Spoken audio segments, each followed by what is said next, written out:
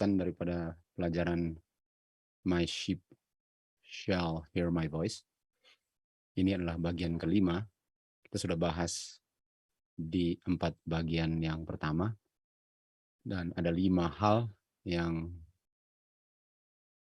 terjadi yang membuat Babylon punya kejatuhan sudah sempurna, sudah lengkap.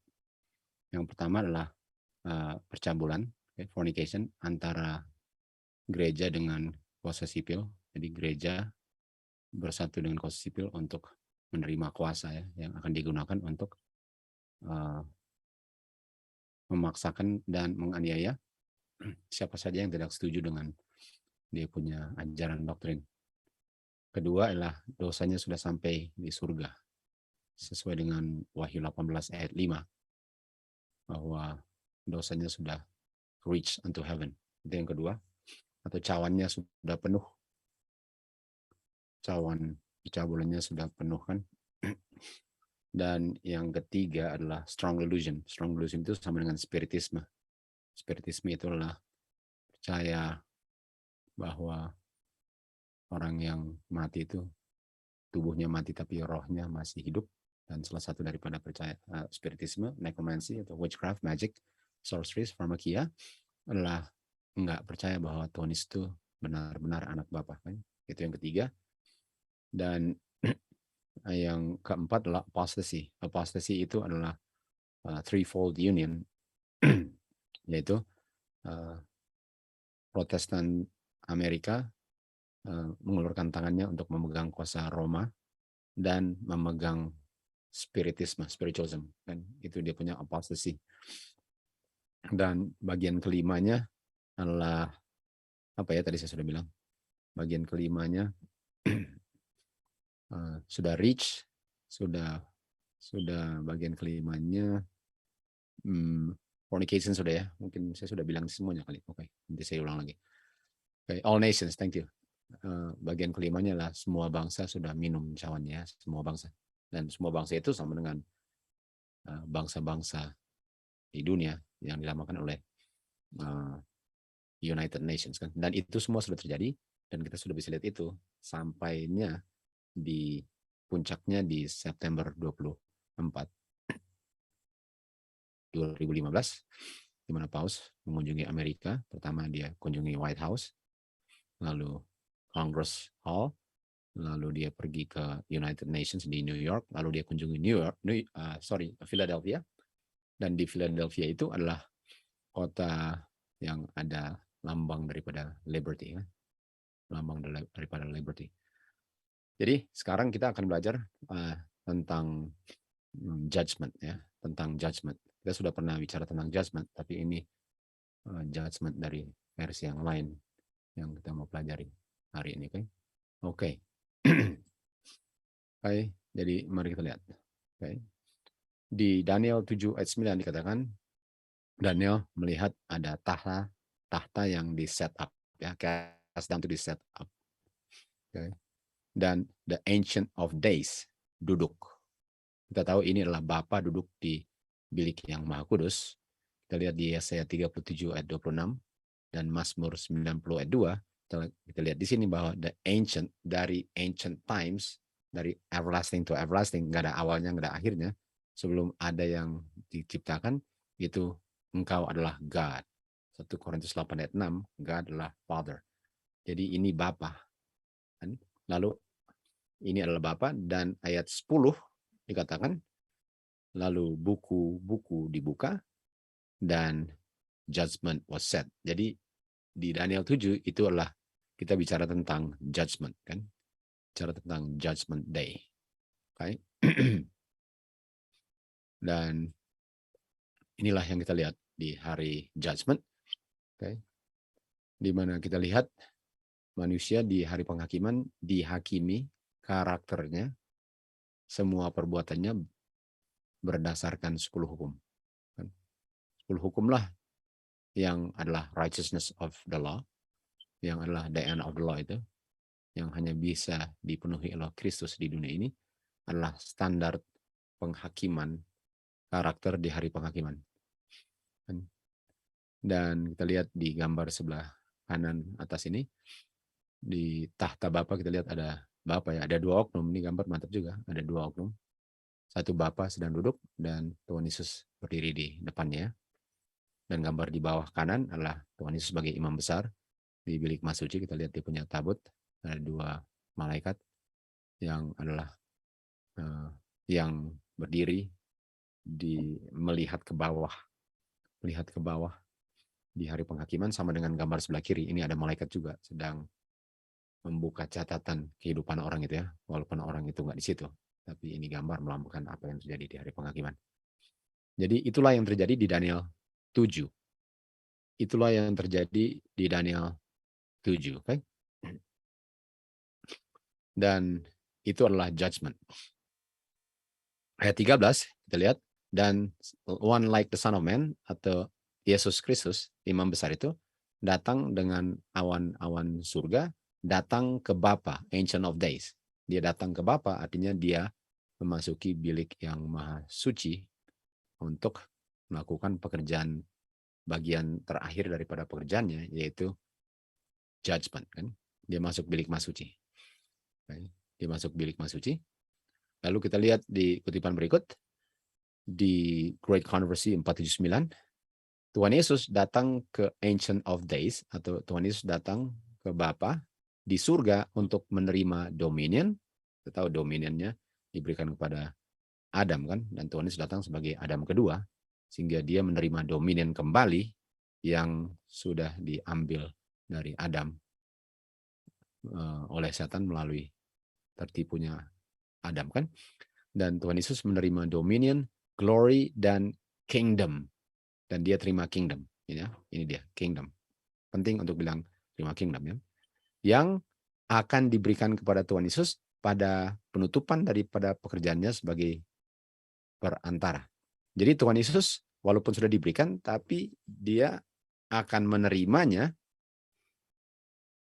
waktu dia bangkit berdiri di Daniel 12 ayat 1, dia terima kingdomnya.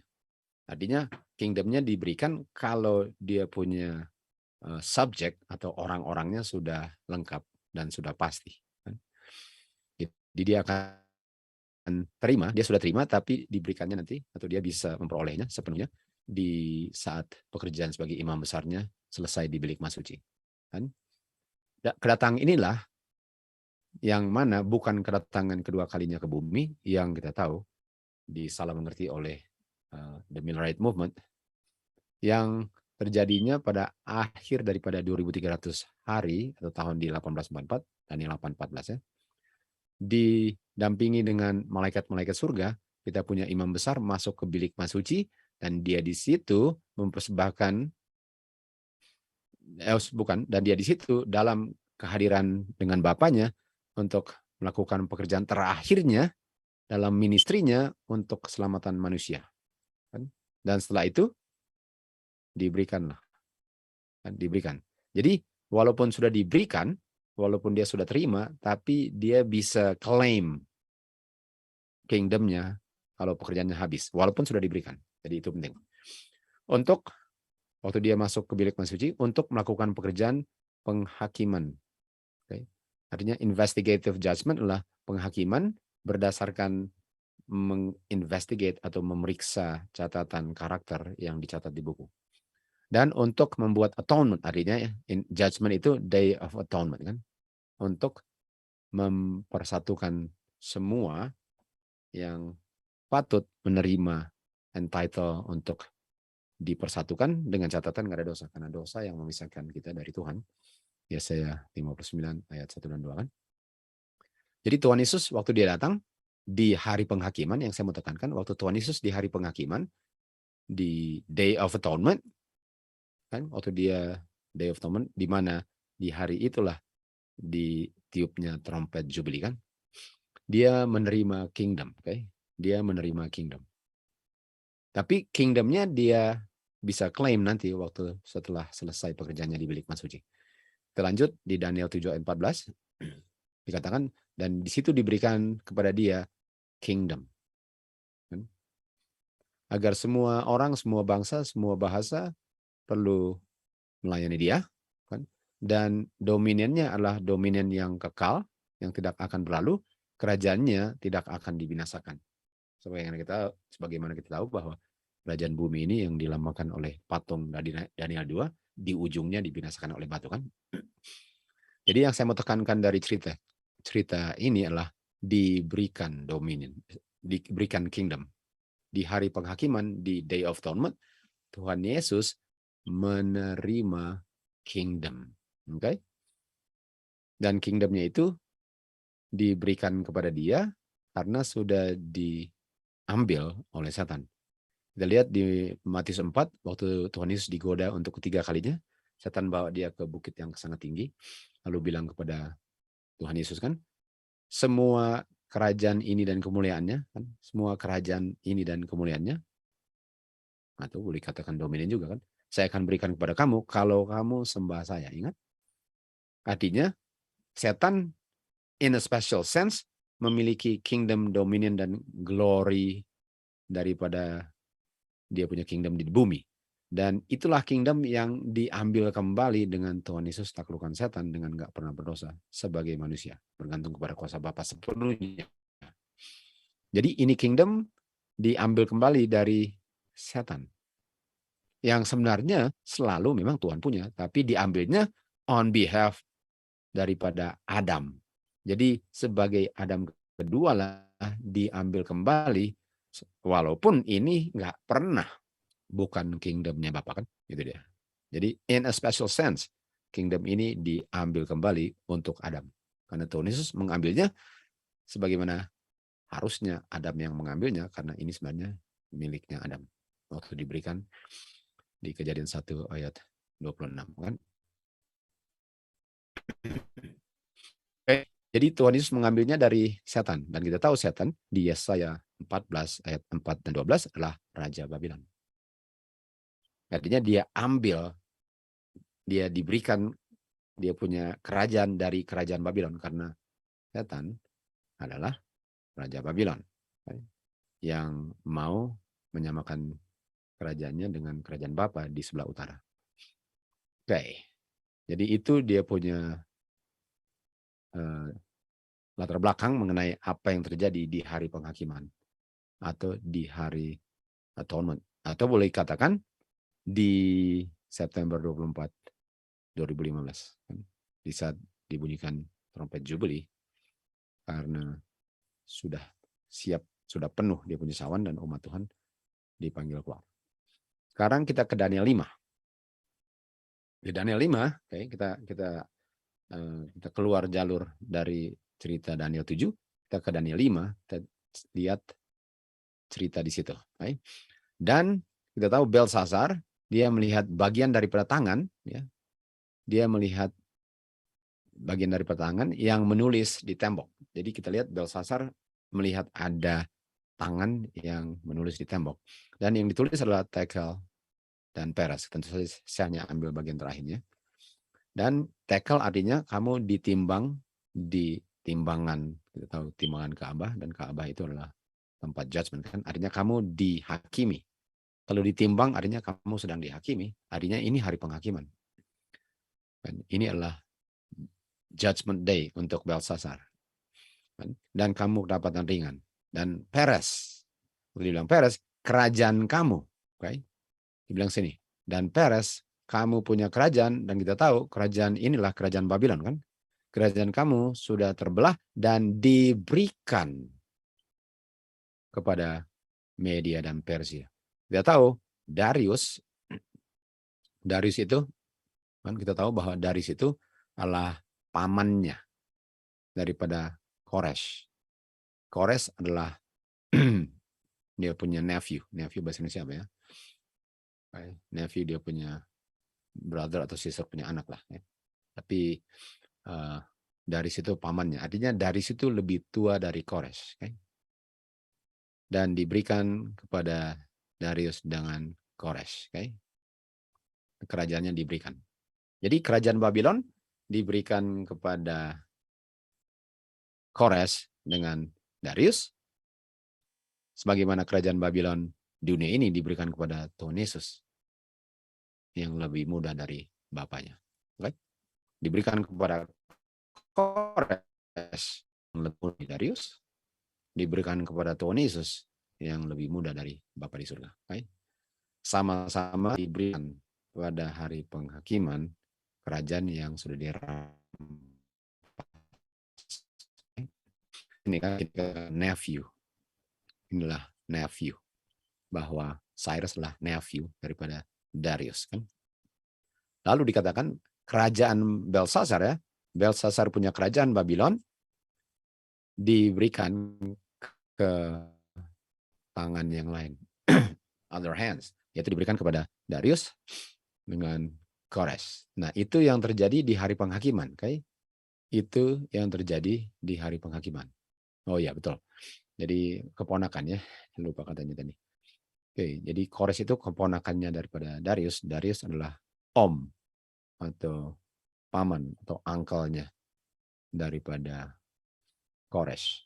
Dan Belsasar punya kingdom diberikan kepada Darius dengan Kores. Sudah bisa lihat itu? Persis kan? Dan terjadinya kapan? Di hari penghakiman. Karena dia ditimbang di timbangan dan timbangan itu adalah timbangan penghakiman. Oke. Oke. Jadi kita melihat okay. Jadi kalau ini di hari ini Tuhan Yesus menerima kerajaan yang diambil kembali dari setan. Kita lihat di sini. Belsasar, waktu ada tangan tulis mene tekel ufarsin, kerajaannya diberikan kepada Kores dan Darius. Sebagaimana kerajaan bumi ini diberikan kepada Tuhan Yesus yang adalah anaknya Bapa dari tangan setan. Belsasar, raja Babylon, setan, raja di atas raja Babylon. Oke, kita lanjut lagi. Sekarang kita ke dan pada malam itu Belsasar raja Chaldeans mati. Pada saat itu Belsasar raja daripada Babylon mati. Nah, kita tahu waktu Tuhan Yesus menerima dia punya kerajaan ini yang akan dia klaim nanti waktu Michael stand up di Daniel 12:1. Kita tahu di Daniel 12:1 setan punya karir mati. Kenapa? Karena dia nggak bisa menggoda lagi. Jadi di time of trouble, semua yang selamat sudah selamat, yang hilang sudah hilang, nggak ada lagi yang perlu digoda. Di situ dia masuk 1000 tahun. Chain of circumstance, di mana dia punya karir mati di tempat. Karena nggak ada lagi yang bisa dia tipu untuk membuat mereka hilang. Karena walaupun setelah 1000 tahun dia dipertemukan lagi dengan semua orang yang dibangkitkan, nggak ada yang di situ yang bisa diselamatkan lagi. Sehingga pekerjaan untuk menipu dan membuat orang hilang sudah mati di tempat. Jadi waktu Tuhan Yesus menerima kerajaan, setan punya karir mati. Dan waktu Belsasar, kerajaannya diberikan pada Kores dan Darius, malam itu matilah si Belsasar. Dan dikatakan Belsasar matinya pada malam itu. Pada malam itu. Dan kita tahu Daniel 12:1 itu apa? Malam juga. Daniel 12 kan? Seperti jam 12. Mati juga pada tengah malam. Oke, sekarang kita ke Daniel 2. Sekarang kita ke Daniel 2. Pada saat kita lihat Daniel bilang, saya melihat batu yang dipotong dari gunung tanpa tangan. Jadi ada tangannya juga. Kita lihat ada tangan, ada urusan tangan di Daniel 2 dan di Belsasar ada tangan juga. Dan dia meremukkan berkeping-keping besinya, tembaganya, tanah liatnya, peraknya, dan emasnya. Kan? Itu sama dengan 5 bagian daripada kerajaan kepalsuan di Wahyu 13, karena dia adalah dragon, dan dia adalah macan tutul, dan kita tahu adalah beast, adalah gereja, dan dia adalah beruang, dan singa. Jadi hancurlah semua Babylon ini ya. Lalu Daniel 2 ayat 44, dikatakan kita mundur, di hari-hari raja-raja ini akan God of Heaven set up set up dia punya kingdom. Artinya waktu God of Heaven itu set up kerajaannya, artinya kerajaan Daniel 2 punya patung tumbang dan diberikan kepada siapa? Tuhan Yesus. Jadi kita bisa lihat semua ini, cerita-cerita ini menunjukkan apa yang terjadi di hari penghakiman. Okay? Apa yang terjadi di hari penghakiman, di mana perpindahan pemilik daripada kerajaan itu kan. Tadi kerajaannya Adam yang dipercayakan Tuhan, lalu dia transfer ke setan, lalu dikembalikan lagi. Sama dengan Babylon diberikan kepada Kores, dan kita tahu Kores adalah type of Christ. Jadi kerajaan Babylon itu waktu sudah hancur dikembalikan kepada pemilik awalnya. Oke. Jadi kita mau lihat dia punya kerajaan Babylon yang berakhir, kan? Ini dia. Jadi di saat berakhir kerajaan Babylon sama dengan berakhir kerajaan Babylon, dan boleh katakan di sini berakhir juga kerajaan Babylon.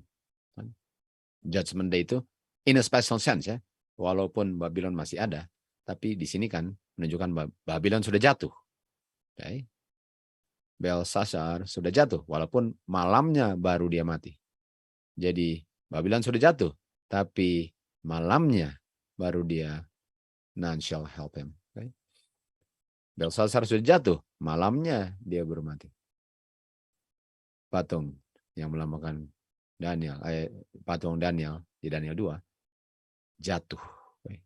Walaupun waktu dibilang jatuh, kita tahu malamnya.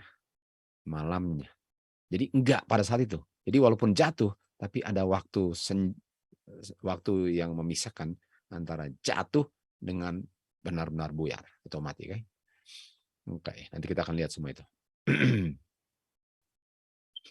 Oke, sekarang kita belajar tentang tanpa tangan. Tadi katakan sini kan, dia lihat batu yang dipotong tanpa tangan. Apa artinya tanpa tangan? Oke. Apa artinya tanpa tangan? Di Kolose 2 ayat 11, di dalam Kristus kamu juga di circumcise atau disunat dengan circumcision, persunatan yang dilakukan tanpa tangan. Oke, tanpa tangan. Jadi disunat tanpa tangan. Dan untuk disunat tanpa tangan ialah untuk menyingkirkan dosa daripada daging. Artinya, untuk saya tidak melayani daging dengan kuasa Tuhan, itu adalah persunatan tanpa tangan. Jadi biarpun disunat berdasarkan flesh natural, itu enggak berlaku kalau saya masih melayani daging. Artinya, untuk di circumcise dan yang berlaku di hadapan Bapa ialah di saat saya tidak melayani daging. Karena flesh itu melambangkan keinginan daging. Okay? Jadi ini tanpa tangan. Jadi bukan tangan manusia yang lakukan. Tapi tangan siapa yang melakukan. Okay? Roma 2 ayat 29. Ini circumcision without hands. Ini tanpa tangan adalah circumcision of the heart. Artinya kita punya pikiran lah yang pilih untuk tidak mau melayani daging. Dan dilakukan oleh the Spirit. Artinya ini adalah bukan secara letter, bukan secara literal, tapi secara spiritual. Okay. Circumcision yang sesungguhnya adalah worship Christ dalam spirit dan dalam truth. Artinya ada hubungan dengan spirit kan. Harus berdasarkan spirit. Kita tahu in the spirit itu artinya without hands. Bukan dia punya rutinitas dan seremoni-seremoni, dia punya acara-acara itu, bukan itu. Bukan itu. Dan orang yang benar-benar berbakti worship Kristus, worship Bapa melalui Kristus itu adalah orang yang benar-benar di circumcised in the spirit. Okay? Di sini dikatakan mereka yang sudah dipakukan atau sudah disalibkan dagingnya. Kalau sudah disalibkan dagingnya, artinya yang sudah di-circumcise, dengan dia punya keinginan-keinginan dagingnya pun sudah di-circumcise, itulah namanya circumcision yang dimaksudkan oleh Alkitab. Bukan hanya secara seremoni di luar. Dan itu dilakukan oleh kuasa roh Tuhan yang melakukan. Okay? Jadi tanpa tangan itu adalah dengan kuasa Roh Tuhan. Artinya waktu ada batu yang dipotong, yang dipotong dari gunung, itu adalah tanpa tangan, itu pekerjaan Roh Tuhan, ya, pekerjaan Roh Tuhan. Artinya pekerjaan Roh Tuhan lah yang menumpangkan Babylon, oke? Dan kita tahu Babylon itu adalah flesh, benar-benar melayani flesh. Artinya kita bisa bebas dari Babylon kalau kita nggak layani flesh. Jadi saya dimanapun saya berada, kalau masih melayani daging, saya masih Babylon. Saya masih Babylon, kan? Oke, Lukas 17. Lukas 17 ayat 20 dikatakan, waktu dia dituntut oleh orang Farisi, waktu mereka tanya, di mana kerajaan Bapa akan datang, katanya. Di mana? Kok belum datang-datang? Lalu Tuhan Yesus menjawab kepada mereka dan berkata, kerajaan Bapa nggak bisa dilihat. Kerajaan Bapa itu nggak bisa kelihatan. Di Yohanes 3:8, Tuhan Yesus bilang kepada Nikodemus, angin meniup dan kamu mendengar suaranya. Tapi kamu nggak bisa bilang dari mana datangnya dan perginya kemana, karena nggak kelihatan. Demikian juga setiap orang yang lahir oleh roh. Artinya ini adalah spiritual kingdom. Artinya yang Tuhan Yesus terima itu spiritual kingdom yang dilambangkan media Persia, ya, walaupun bukan media Persia, tapi itu lambang. Jadi yang Kristus terima itu adalah spiritual kingdom, bukan kerajaan di bumi ini. Makanya waktu setan bilang, saya mau berikan semua kerajaannya, Tuhan Yesus nggak tertarik dengan itu, apalagi mau sembah lagi, kan? Dan dia mau taklukkan setan dengan mengambil kembali kingdomnya, tapi bukan kingdom yang diberikan oleh setan, karena kingdom itu adalah spiritual, bukan literal aja. Jadi nggak kingdomnya dengan orang-orang jahatnya. Yang setan mau kasih, ini ambil kingdomnya dengan semua orang jahatnya. Sementara Tuhan punya kingdom itu, kingdomnya adalah terdiri dari orang yang nggak berdosa. Itu spiritual kingdom. Dan kingdomnya nggak kelihatan. Kingdomnya nggak kelihatan. Nggak ada bangunan, nggak ada dia punya ibu kota yang kayak kelihatan gitu. Bukan. Itu konsepnya beda. Okay? Walaupun itu kita akan belajar lebih detail lagi di tempat lain. Okay? Oke, Lukas 17:1 dibilang, kamu nggak bisa bilang kerajaannya di sini, kerajaannya di sana, karena kerajaan Bapa di dalam kamu. Artinya kalau kerajaan di Bapa dalam kamu, kamulah kingdomnya itu, karena di dalam kamu. Jadi apa yang di dalam saya? Rohnya Kristus. Dan rohnya kita tahu kan, rohnya Kristus dalam saya itu membuat saya kerajaan Bapa. Yang Tuhan mau selamatkanlah orangnya. Dia nggak mau ambil kerajaannya dengan orang-orangnya setan. Dia mau ambil orang-orangnya yang adalah kerajaannya Bapa. Itu yang mau diambil kembali. Yang mau diambil kembali adalah orang-orangnya, bukan kerajaannya dengan semua orang-orang berdosa. Okay. Kita lihat di sini di Hesekiel 36 ayat 24. Saya akan ambil dari kamu, saya akan ambil kamu dari orang-orang kafir. Saya akan ambil kamu. Artinya saya akan pisahkan kamu dari orang kafir. Saya akan kumpulkan kamu keluar dari seluruh bangsa. Saya akan bawa kamu ke tanahku. Kita tahu tanahku itu yang dijanjikan kepada Abraham, kan? Jadi di sini untuk dibawa ke tanah Tuhan, mereka harus dikasih keluar dulu dari Babylon, kan? Mereka harus dikasih keluar dari tanah orang asing, dibawa keluar dulu, baru ditempatkan di tanah yang sudah dipersiapkan, yang sudah dijanjikan kepada Abraham dan keturunannya. Dan orang-orang yang akan masuk ke dalam tanah itulah kerajaan Bapa. Karena kerajaan Bapa itu terdiri dari orang-orangnya yang memiliki roh Bapa dan roh Kristus di dalamnya. Lalu, waktu dibilang saya akan ambil kamu keluar, waktu kamu keluar dan sebelum masuk ke tanah yang dijanjikan, apa yang terjadi? Ayat 25.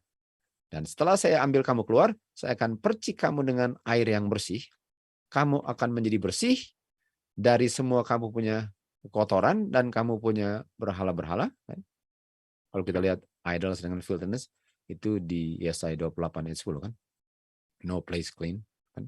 Jadi saya akan bersihkan kamu dari semua kotoran kamu dan begitulah saya akan bersihkan kamu. Jadi kita lihat di sini bahwa setelah kita dipanggil keluar dari Babylon di hari penghakiman karena kerajaannya adalah kamu kotor tapi dengan kamu di Babylon kamu kotor. Sehingga waktu keluar kamu harus dibersihkan dulu. Karena di Babylon hanya roh-roh najis. Dan kamu dikasih keluar untuk dibersihkan dari roh-roh burung sangkar najis semua. Dan harus dibersihkan dulu dan diletakkan roh Tuhan atau air yang bersih di dalam kamu. Baru kamu menjadi kerajaan yang akan menempati tanah yang sudah dijanjikan kepada Abraham. Jadi kita bisa lihat dia punya urutan. Dipanggil keluar, dibersihkan dulu, baru masuk tanah perjanjian bersama-sama Abraham dan semua yang masuk ke situ kan. Lalu Yeskel 34 ayat 13 dia katakan, saya akan bawa kamu keluar dari orang-orang, saya akan kumpulkan kamu dari kan yang tadi kita baca tapi di 34 dari bangsa-bangsa dan saya akan bawa kamu ke tanah kamu dan karena kamu adalah kerajaan, kamulah yang saya mau menangkan, bukan kerajaan bumi dengan semua orang-orang dan penuh keberhalaannya. Itu artinya tanpa tangan. Itu artinya tanpa tangan. Dan waktu saya bawa kamu, terus saya kasih turun sini saja supaya kelihatan di sini.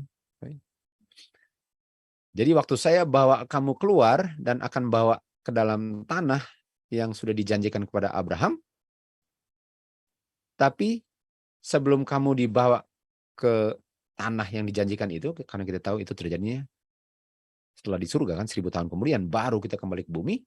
Sebelum itu apa? Saya akan bawa kamu ke gunung di mana banyak sungai. Jadi dia punya urutan ialah bawa keluar dari Babylon di hari penghakiman. Babylon jatuh, dibawa keluar dari Babylon, dibersihkan di gunung yang banyak air. Tadi kan dibilang mau dibersihkan dengan air.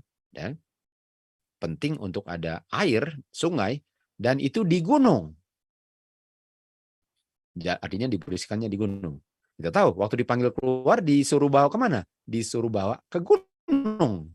Lalu dibilang, dan di situ, di setiap gunung-gunung, di setiap bukit-bukit, ada sungai dan ada air yang mengalir. Air mengalir menunjukkan bersih kan? Dan itu terjadi di saat menara-menara jatuh. Di saat menara-menara jatuh. Nah, kapan menara jatuh? Kapan menara jatuh?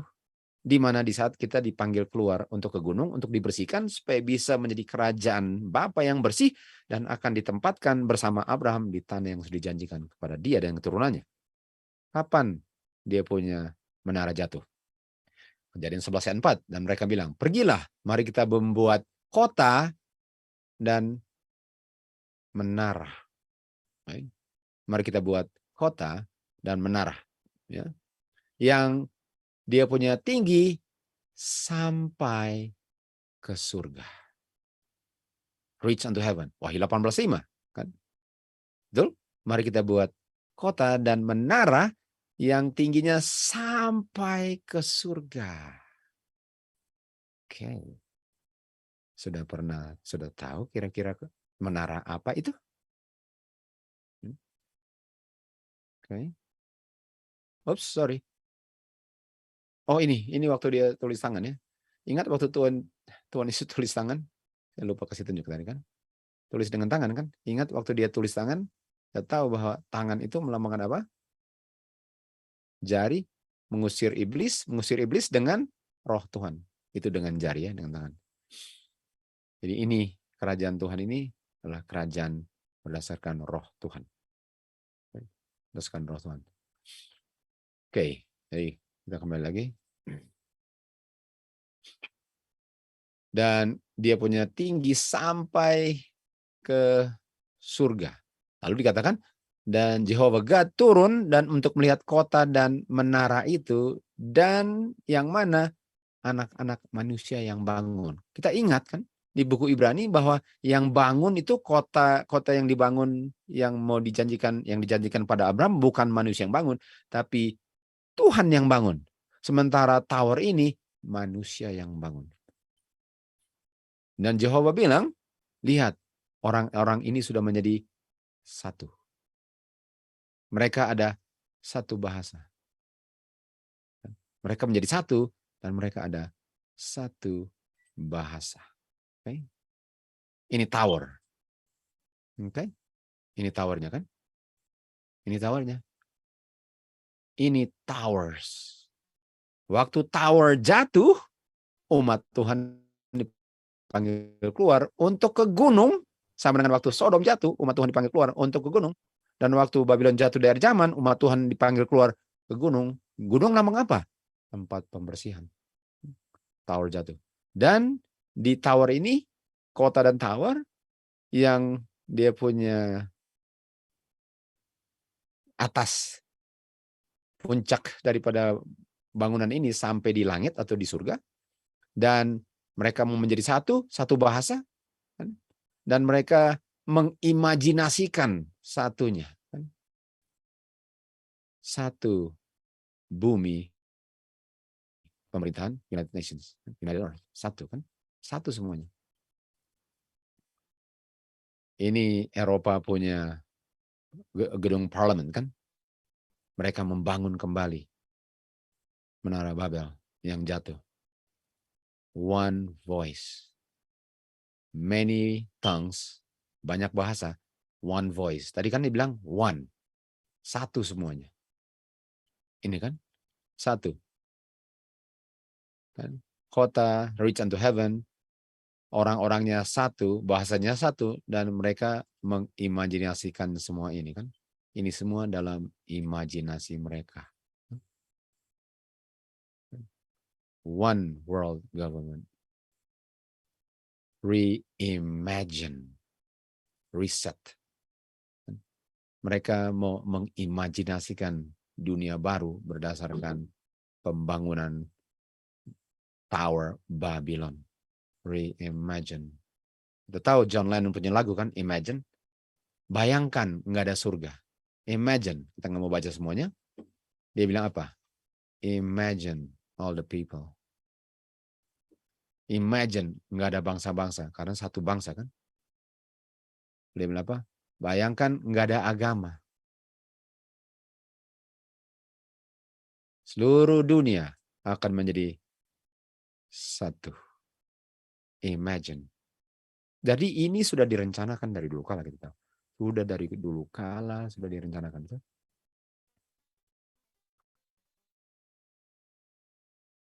Sudah direncanakan. Okay. Lalu dibilang apa lagi? Imagine no possession. Bayangkan kamu nggak memiliki apa-apa katanya. Kalau apa artinya ini sama dengan komunisme kan? Di mana semua dimiliki oleh pemerintah kan? Bayangkan kamu nggak miliki apa-apa. Apa yang Klaus Schwab bilang? Kamu nggak memiliki apa-apa dan kamu akan senang dan rencananya 2030. Kalaupun sampai di situ ya saya nggak tahu. Kalaupun sampai situ. Kan? Dia bilang apa? Imagine no possession. Padahal Tuhan Yesus bilang kepada Abraham, kalau kamu ada iman, kamu akan masuk everlasting possession. Sementara mereka punya dunia ini apa? No possession. Ini yang mereka mau jamin kepada kita lah, kamu nggak milik apa-apa. Kita pemiliknya dan kita yang tentukan kamu makan apa, bikin apa, kapan, dengan catatan kamu sembah. Kita punya God. Ini dia. Oke. Dan lihat ya, World Economic Forum, betul? Lihat ini, World Economic Forum. Coba lihat ini.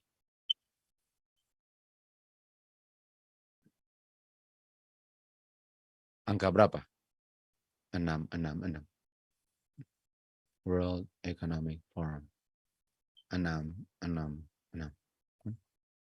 Ini dia. Saya lihat. Itulah. Jadi dibilang, di saat Towers jatuh, di saat Babylon jatuh, Umat Tuhan dipanggil keluar untuk ke gunung, untuk apa? Ada air di sana. Mau dibikin apa? Mau di-cleanse, mau dibersihkan dari semua kotoran. Supaya orang yang bersih itu dengan kuasa roh Tuhan sesuai dengan Efesus 5 ayat 26, dibersihkan, nggak ada noda yang dimeteraikan, dialah yang akan masuk tanah yang dijanjikan kepada Abraham. Itu yang Tuhan mau menangkan. Sementara setan mau berikan kerajaannya penuh dengan daki. Sementara Tuhan, dia punya kerajaan terdiri dari orangnya yang memiliki roh Tuhan di dalam hati mereka.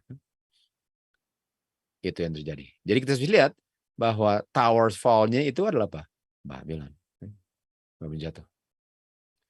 Lalu kita lihat di sini, dan tempat nama itu namanya apa? Babel. Artinya yang towers jatuh apa? Babel. Kapan? Kapan banyak air di gunung waktu Babylon jatuh? September 24, 2015. Kita lihat di sini di tulisan Roh Nubuat, Spirit Prophecy, mereka membuat kota dan mereka membayangkan ide membangun large tower yang sampai ke langit, di mana mereka bisa tinggal sama-sama di kota dan tower dan nggak tercerai-berai lagi. Mereka reason bahwa mereka bisa aman kalau ada banjir lagi. Dan mereka membuat tower yang sangat tinggi sehingga air pun nggak bisa mencapai ketinggian itu. Padahal Tuhan sudah bilang nggak akan ada apa lagi. Nggak akan ada air bah lagi. Dan seluruh dunia akan menghormati mereka dan mereka akan menjadi gods. Ini spiritisme. Kejadian 35 kan? Dan mereka akan rule over the people. Mereka akan menjadi gods dan rule over the people. Apakah ini yang dijanjikan oleh setan kepada Hawa? Tower ini diperhitungkan untuk memuji pembangunnya. Dan didesain untuk mengalihkan orang yang hidup di dunia ini dari Bapa di surga dan bergabung dengan mereka dalam penyembahan berhala. Yang tadi kita lihat kan. Dan sebelum pekerjaan ini sudah selesai, mereka berdiam kan, di tempat tower ini. Ruangan-ruangan ini sangat didekorasi dan didekorasi untuk bisa menyembah berhala mereka. Mereka yang tidak percaya God, imagine there's no heaven. Mereka imagine kalau tower mereka bisa sampai setinggi langit, mereka bisa tahu kenapa dulu hujan. Mereka bisa selidiki kali bahwa kenapa dulu ada banjir. Mereka meninggikan diri mereka terhadap Tuhan, itu kan 2 Tesalonika 2 ayat 4. Tapi Tuhan tidak izinkan mereka untuk komplit pekerjaan mereka. Artinya mereka punya pembangunan Babylon dari zaman One World Government akan berhasil enggak? Enggak. Karena Tuhan enggak akan izinkan. Mereka akan membangun satu gedung yang sangat tinggi dan Tuhan mengirim berapa malaikat? 2 malaikat. Tuhan kirim 2 malaikat. 2 malaikat bilang apa? Babylon sudah jatuh, sudah jatuh. Apakah ini towernya? Dia kirim 2 malaikat atau malaikat kedua yang terulang di Wahyu 18:1 untuk membingungkan pekerjaan mereka. Ini kan? Seluruh bumi diterangi dengan kemuliaan Tuhan. Seluruh bumi ini diterangi dengan kemuliaan Tuhan. Dan merekalah yang mengikuti domba kemana dia pergi akan menerima kuasa dari itu malaikat yang datang dari surga, yang mana mereka akan mengulang kembali. Malaikat kedua bilang, Babylon sudah jatuh, sudah jatuh. Ini dia. Artinya, kita lihat di sini ya, di saat Babylon jatuh, malaikat kedua diulang kembali di Wahyu 18, dan orang-orang disuruh ke gunung, dan gunungnya di mana dicurahkannya air, kita tahu early dan late rain kan, itu gunung. Di saat Babylon jatuh, karena dosanya sudah sampai ke surga. Mereka imagine, mereka think, tapi nggak pernah bisa terjadi. Kan? Ini dia. Oke. Oke, jadi kita lihat sini, turun, lalu setelah itu turun kilat dari surga. Lihat, lightning from heaven. The whole earth was enlightened. Lalu 2 malaikat. Jadi waktu ada terang menerangi dunia, Babylon sudah jatuh.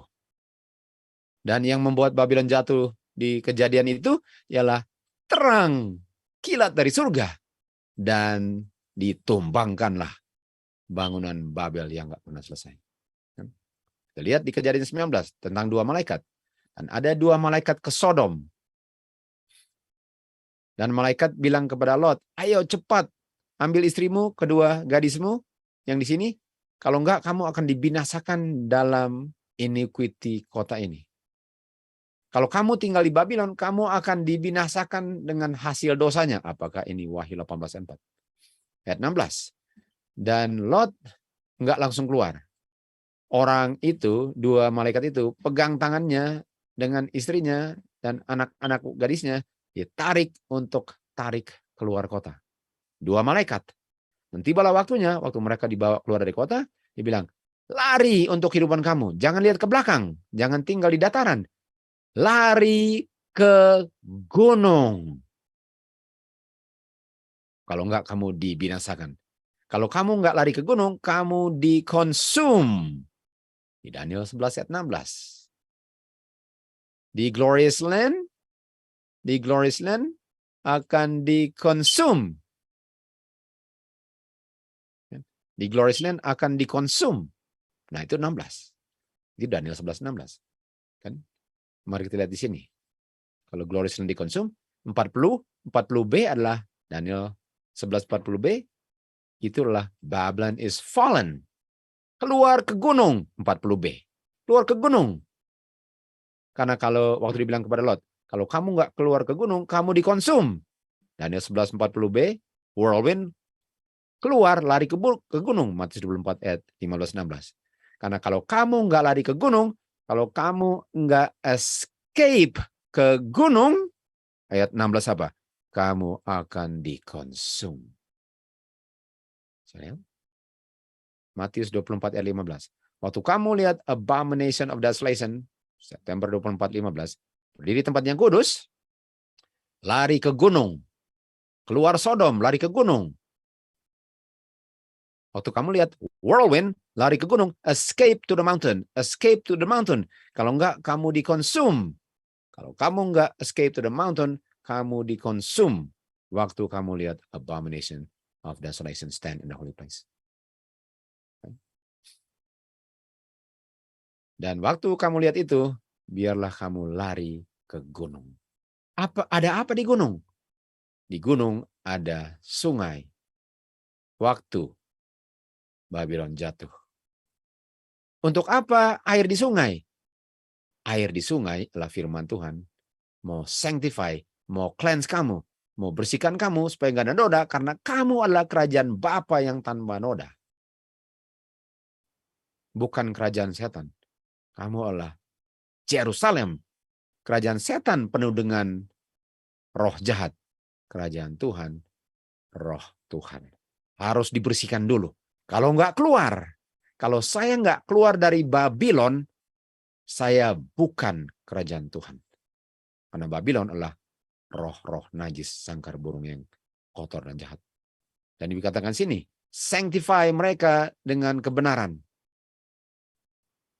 Kebenaran itu adalah firman Tuhan. Buatlah mereka mengerti firman Tuhan. Masuknya firman Tuhan memberikan terang, menyegarkan aku oleh kehadiranmu. Penuhilah hatiku dengan rohmu. Bukankah rohmu itu yang di dalam aku yang membuat aku kerajaanmu? Kerajaan Yerusalem harus keluar. Di saat dia tanda harus keluar. Nggak pernah boleh masuk lagi di Babylon kecuali untuk mengabarkan dan nggak boleh dengar-dengar doktrin palsu mereka. Kecuali saya ada pekabaran, belajar dulu apa pekabarannya. Dan kabarkanlah. Nggak perlu di dalam situ kabarkannya. Karena di situ, kecuali saya hanya bicara lalu saya keluar. Nggak bisa. Kalau memang Tuhan dalam mimpi bilang pergi ke situ, silakan. Efesus 5:27. Dan waktu saya dibersihkan, saya menjadi gereja yang mulia. Dunia diterangi dengan kemuliaannya oleh gereja yang mulia. Tidak ada noda, tidak ada kusut, kudus. Hanya orang yang kudus berbakti, mengingat hari Sabat dan menguduskannya tanpa cemar. Tuhan bilang, aku akan memberikan hati yang baru. Aku akan menempatkan roh yang baru di dalammu. Kita tahu, kerajaan surga di dalammu. Roh Tuhan di dalam saya itu yang membuat saya kerajaan surga. Yeskiel 36:27. Rohku akan aku tempatkan di dalammu. Supaya dan membuat kamu, setelah kamu kerajaan surga, kamu akan memelihara statutes dan judgment. Akulah Tuhanmu. Di saat kamu sudah dibersihkan, akulah Tuhanmu, dan kamu akan tinggal di tanah yang aku janjikan kepada Abraham, Ishak, dan Yakub. Waktu bilang, akulah Godmu, di sini ya, Kejadian 17:7. Saya akan establish, saya punya perjanjian untuk everlasting covenant. Lalu dibilang apa? Aku akan menjadi God. Artinya saya bukan anak-anak Tuhan kalau saya masih di Babylon. Enggak keluar, sudah lihat tanda, enggak keluar, dan enggak dibersihkan di luar, dan keep statute dan judgment, dan melakukannya, I really have no message to proclaim. Enggak ada yang saya mau kabarkan untuk Babylon. Ayat 8. Dan kamu akan mendapatkan apa? Everlasting possession. Tanah yang baru, dunia yang baru. I will be their God. Barulah saya akan masuk tanah perjanjian kalau saya keluar tanah Babylon. Kita lihat di Ibrani 9, Abraham mengadakan perjalanan ke tanah yang dijanjikan. Dia melihat, dia pergi ke tanah yang dijanjikan walaupun dia nggak tahu di mana. Dan dia sadar bahwa itu adalah kota yang fondasinya dan pembangunnya adalah God, bukan manusia. Kita tahu Babylon dibangun oleh manusia. Dan dia mati belum terima janjinya. Mereka menginginkan tempat yang lebih baik, yang di surgawi. Dan itu di mana Bapa tidak malu untuk bilang dia adalah God-nya mereka. Ini. Artinya Tuhan mau kita keluar dari Babylon karena bukan di situ tanah perjanjiannya. Tuhan bilang, kamu punya tanah perjanjian, di sana aku yang bangun. Di Babylon bukan aku yang bangun. Di situ bukan rohku, di sana rohku. Di dalam kamu bukan rohku, di luar rohku. Makanya umat Tuhan akan keluar. My people shall hear my voice. My sheep shall hear my voice. Karena roh itu. Memang ada umat Tuhan di dalam situ. Tapi umat Tuhan di Babylon dikenal dari mereka turut perintah Tuhan dan keluar waktu dengar suaranya. Dan yang nggak keluar, setelah dengar dan melihat buktinya, itu buktinya mereka bukan umatnya atau dombanya Tuhan. Jadi kita lihat Abraham keluar dari Ur dan Haran ke tempat yang lebih baik. Lot keluar dari Sodom ke gunung. Anak-anak Abraham keluar dari Babylon ke tempat yang lebih baik. Mulainya di mana? Mulainya di gunung. Mulainya di gunung. Jadi apa yang terjadi zaman kita? Keluarlah umat-umat Tuhan di hari penghakiman September 24, 2015. Waktu towers fall. Waktu Babylon jatuh. Dan pergilah ke gunung di mana ada hujan, dibersihkanlah semua noda dosa, dan diberikan hati yang baru memasuki tanah perjanjian. Dan di situ Bapa enggak malu untuk bilang dia Bapamu. Ini adalah bagian daripada pelajaran kelima, bagian pertama. Nanti kita akan lanjut ke bagian kedua daripada pelajaran kelima. Come out of her, my people.